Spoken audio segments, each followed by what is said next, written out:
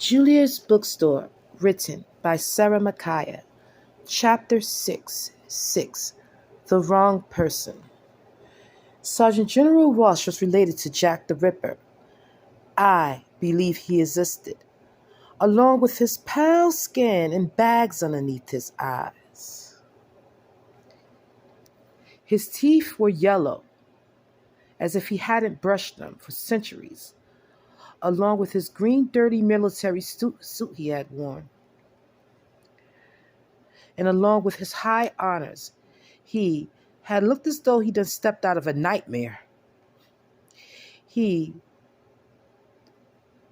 was kind of controlling man that no matter what you suggested, things will always end up going along his way.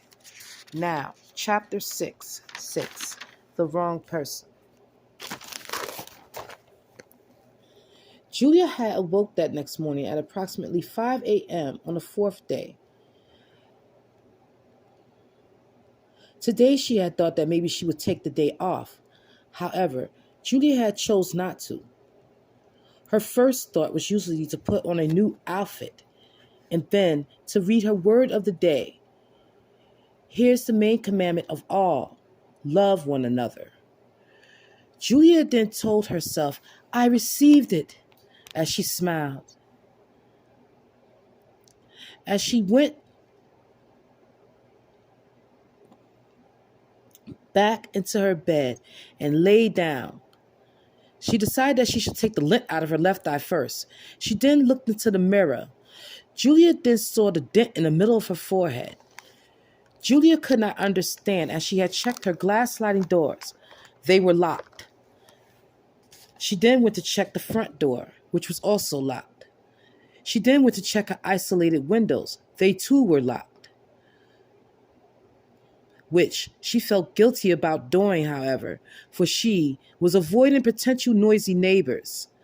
She felt that she was cheating God, however, for facing her possible trials and tribulations in doing so. The state had allowed them. Someone would move next door to Julia and build another house there. Julia had thought prior to this, but fortunately, Julia's home was the only house on the block.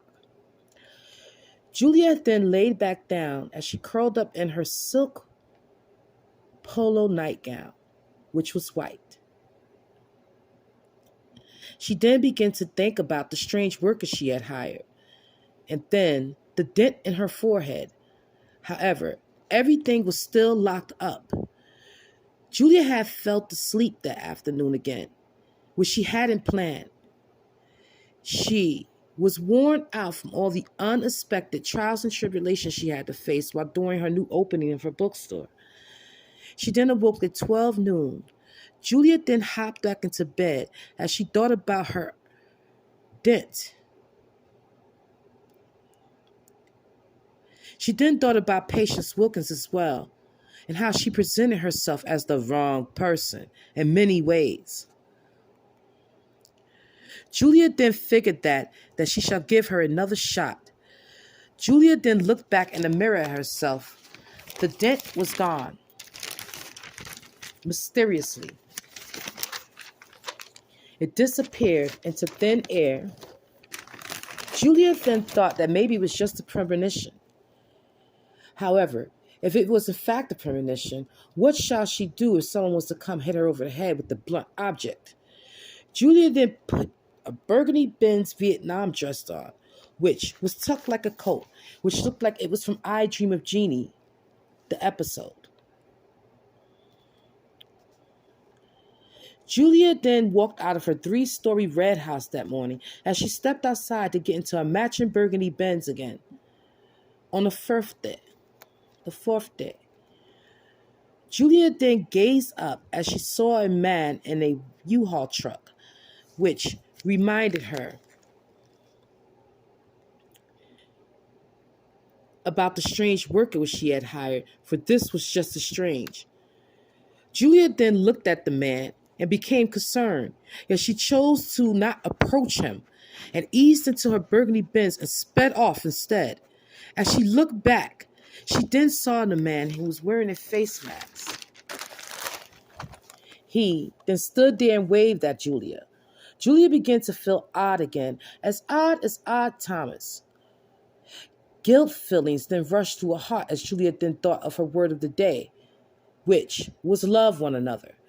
Julia then felt guilty inside that she had rejected the stranger. At least she could have asked if he was stranded. As Julia then pulled up to her new bookstore that morning, Patience Wilkins was there. "Someone's late this morning," said Patience. Julia had apologized for this.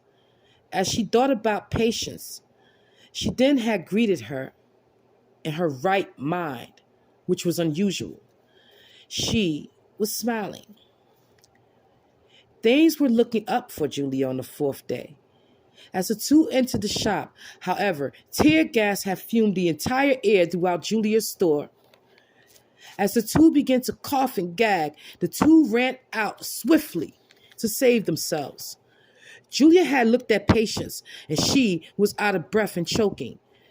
"Do you know anything about this?" she asked Patience.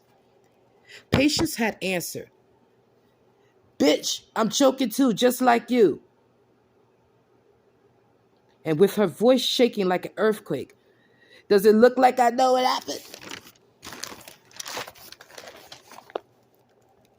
Julia had knew that this was her being tested, for her new word of the day was to love one another. Therefore, she chose to ignore the insult about the dog, which technically that's what Patience had called her. At least that was one meaning that Julia had said was final for it, the word bitch. Julia then called the police and told Patience to leave for the day. Firing her wasn't in the cards, for she had plans of opening up a story time as well for the neighborhood's young ones.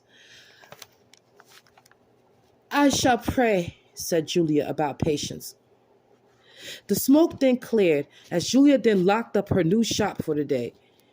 She then stood back and viewed the rest of the coffee shops and the boutique shops down by the main street. Right smack in the center of it was her lifelong dream, Julia's bookstore, which seemed more like a nightmare. Julia had forgot about the man that morning, and she pulled back up to her red house. She then sat down at her PC and looked up the right person. All Julia saw was some ads. Julia then pulled up Sergeant General Walsh under the wrong person. Julia's heart had stopped as she placed her hands across her mouth. The man had looked more like Patience, with pale skin and bags underneath his eyes as well. Julia had thought right most of the time about many things. However, this time she wasn't on point. They were not father and daughter. Julia then pulled up to Patience Wilkins, the Nashville Army Post, 433. And so was Patience's photo. They both still highly favored one another, with pale skin and bags underneath their eyes. It was the curse of the satanic symbol, which Sergeant General Walsh had drew underneath the child's bed.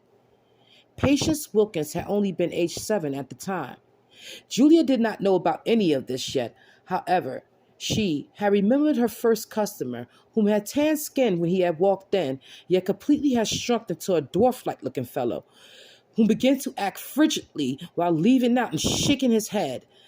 And him too, with pale skin and bags underneath his eyes all of a sudden. Julia also remembered the view of the neighborhood's young one in her nightmares. They also sat there, with pale skin and bags underneath their eyes. Birds had flocked against it first in order to get their attention. Julia's bookstore,